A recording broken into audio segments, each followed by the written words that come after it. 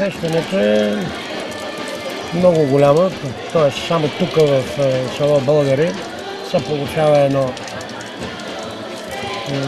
такова усещане, което самия аз не мога да си го обясня какво е. Значи първите 3-4 минути след като пръснем на огъня, започнем да танцуваме около него. Все едно няма никой наоколо нас. И това е първите 3-4 минути.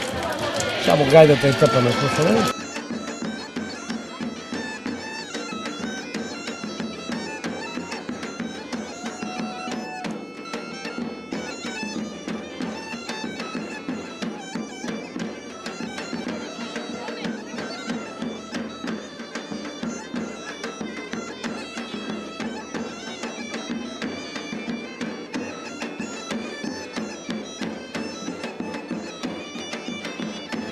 Жаравата никога не ме е парило, тъй като краката ми изтиват, ледено стават. Колената надолу стават ледено студени.